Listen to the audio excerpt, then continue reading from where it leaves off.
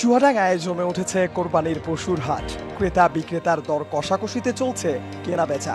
তবে সরবরাহের বিপরীতে ক্রেতা কম, উঠছে না পশুর কাঙ্ক্ষিত দাম। মাঝারি গরুর কিছুটা চাহিদা থাকলেও বড় গরু নিয়ে দুশ্চিন্তায় খামারিরা। তবে গরুর চেয়ে হাটে ছাগলের চাহিদা বেশি।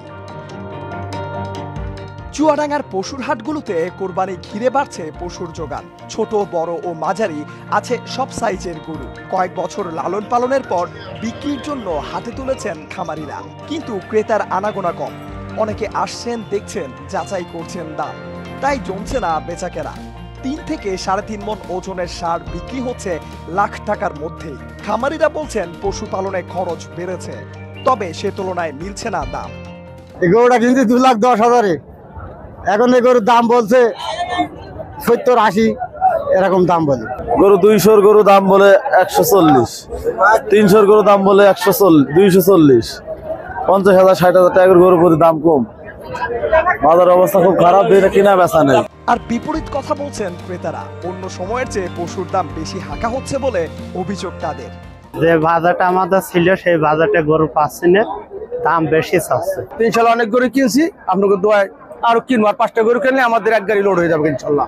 আমরা তো প্রতিদিন হাটে আসি না, এই আজকে আসলাম, কিনলাম। এই চুয়াডাঙ্গা জেলা প্রাণী সম্পদ অধিদপ্তর সূত্রে জানা গেছে, এবছর জেলার 4টি উপজেলায় মোট কোরবানিযোগ্য পশু রয়েছে 2,11,860টি।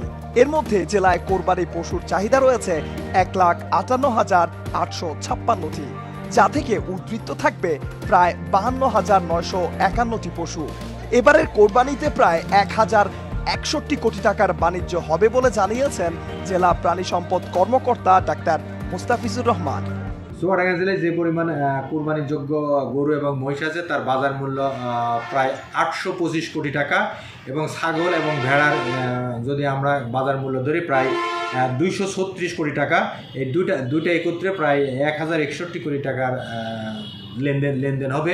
আশা করি আমাদের কৃষকরা তারা ভালো মূল্য পাবে, এবং ভালো মূল্যে যদি তারা পেয়ে থাকে তারা সামনের ঈদুল আজহাতে তারা দ্বিগুণ উৎসাহে গরু এবং ছাগল পালন করবে।